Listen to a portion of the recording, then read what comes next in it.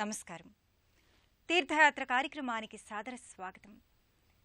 ఓం నమశివాయ అని పంచాక్షరిని స్మరిస్తేనే సమస్త సిరులనిచ్చే కరుణ గంగాధరుడు మహేశ్వరుడు. భక్త పక్షపాతి అయిన ఆ స్వామి భక్తులు అడిగిందే తడవుగా అన్నీ ప్రసాదిస్తాడు కాబట్టే భోళా శంకరుడయ్యాడు.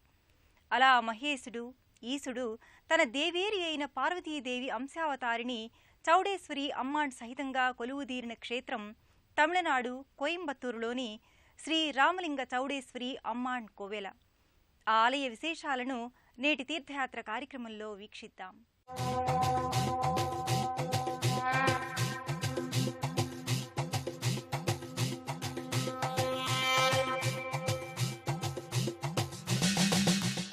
తమిళనాడు రాష్ట్రంలో పేరొందిన పట్టణం కోయంబత్తూరు. కోకొల్లలుగా కోవెలలున్న ఊరు కోయంబత్తూరు.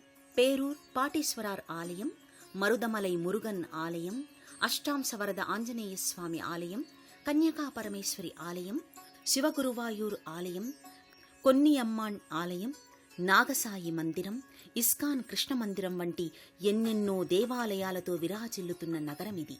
వాటిలో ఎంతో ప్రాముఖ్యత గల శివాలయంగా శ్రీ రామలింగేశ్వర చౌడేశ్వరి అమ్మన్ కోవెల అలరారుతోంది. ఈ ఆలయ గర్భాలయంలో లింగరూపునిగానే కాదు, ఈ ఆలయంలో సశరీరునిగా నిలువెత్తు విగ్రహరూపునిగా రామలింగేశ్వరుడు చెంతనే తన దేవేరి సతీదేవి పార్వతి అంశజురాలైన చౌడేశ్వరి అమ్మవారితో నెలకొని ఉంటారు. అంబతో కూడిన ఈ సాంబను ఈ ఆలయాన రామలింగేశ్వరుని రూపంలో దర్శించి అర్చిస్తే సకల దోషాలను హరించేస్తాడని ఇక్కడి భక్తుల ప్రగాఢ విశ్వాసం.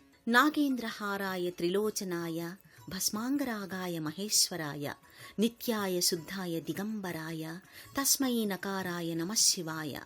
పంచాక్షరీ మంత్రమైన నమశివాయని ఆర్తిగా స్మరించుకుంటూ ఆ రామలింగేశ్వరునికి భక్తులు ఎంతో నిష్టగా అర్చనాది కార్యక్రమాలను చేస్తారు.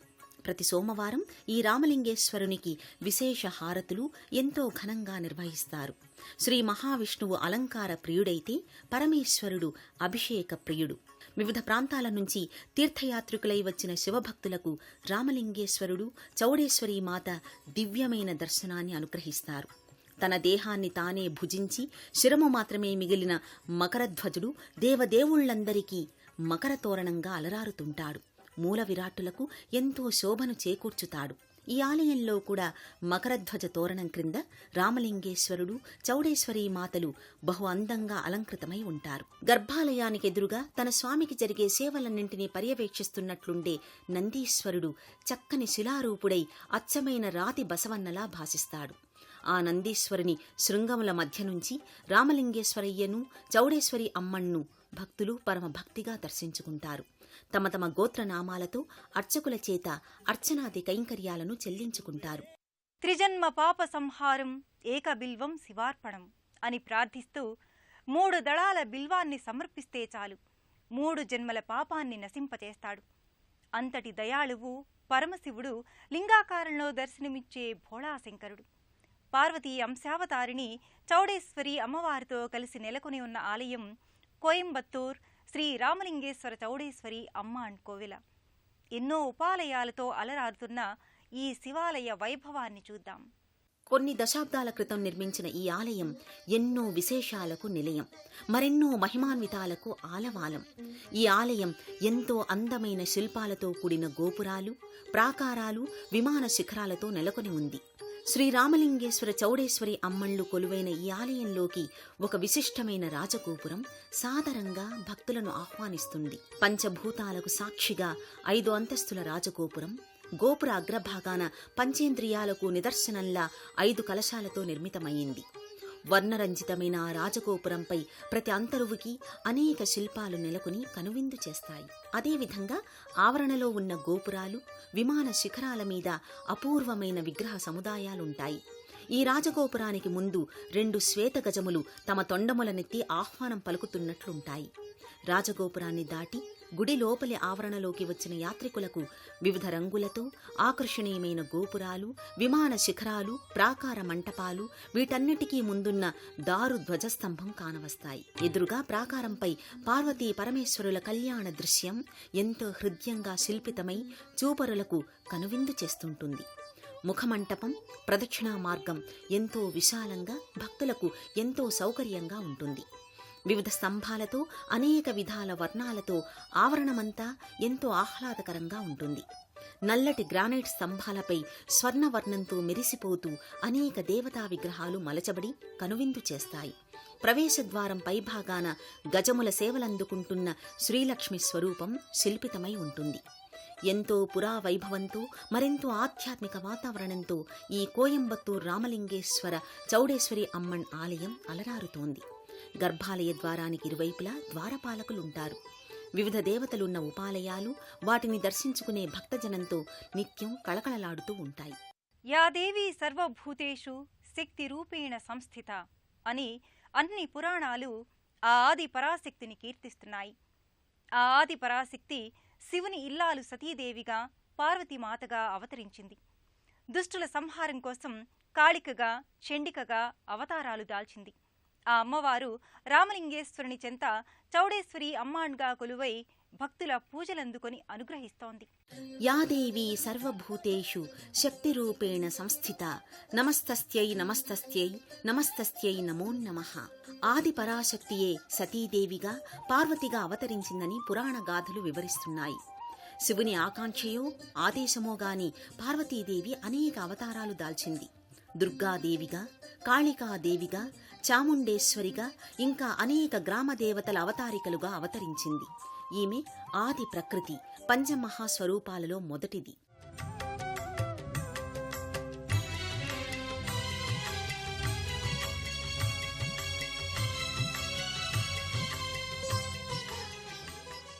మంచుకొండల దేవర ఈ మహేశ్వరుడు, పంచభూతాత్మజుడు ఈ పరమేశ్వరుడు, ఆది లయకారుడు ఈ అభయంకరుడు, కోరిన కోర్కెలు ఈడేర్చే దైవం ఈ ఈశ్వరుడు.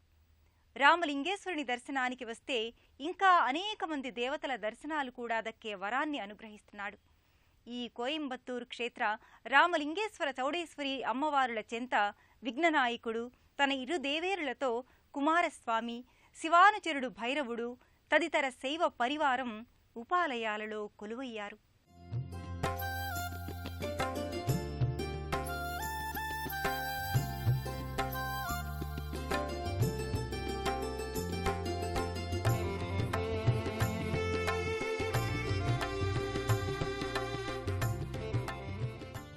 షణ్ముఖస్వామికి ఇరువైపులా వల్లీ దేవసేన ఇరు దేవేరులు సర్వమంగళకరంగా దర్శనమిస్తారు. ఈ విగ్రహాలు నానావిధ ఆభరణాలతో, పుష్పమాలికలతో జగన్మోహనకరంగా ప్రకటితమవుతారు. సుబ్రహ్మణ్యస్వామి వాహనం నెమలి. నెమలి నర్తనం ఓంకార రూపం. సుబ్రహ్మణ్యుడు ప్రణవ సూచకం. జాతి వైరం ఉండే నెమలి సర్పం దేవుని ముందు ఎంతో కలివిడిగా, సహజీవనంతో మెలుగుతున్నట్లుగా స్వామికి ఎదురుగా కొలువై ఉంటాయి.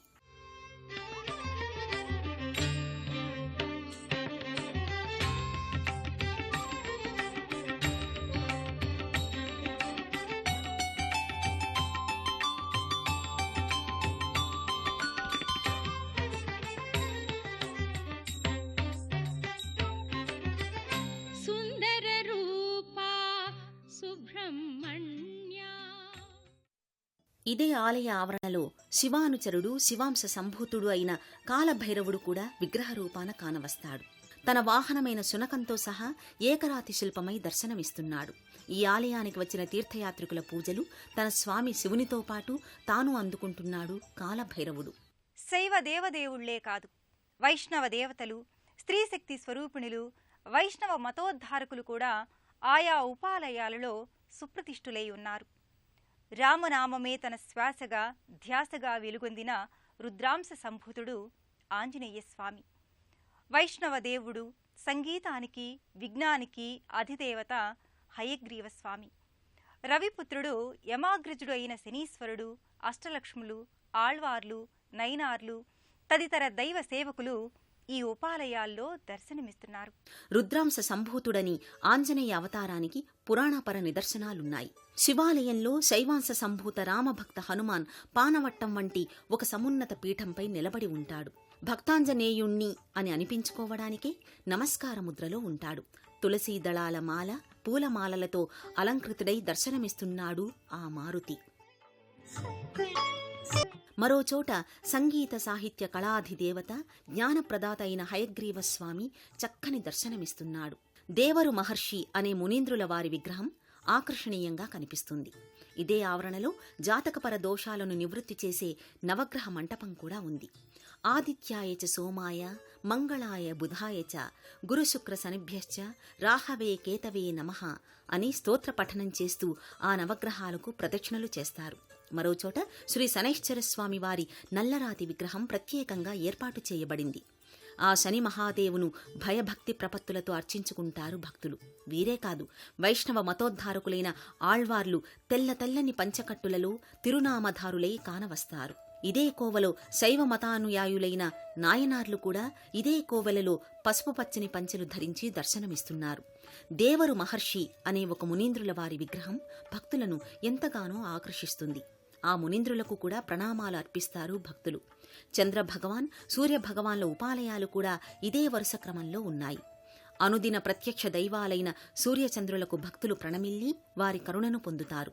సప్తపన్నిగళ్ అనే తమిళ సంప్రదాయంలో వ్యవహరించే సప్త ఋషులు ఒక ప్రత్యేక మందిరాన కొలువు తీరి ఉన్నారు.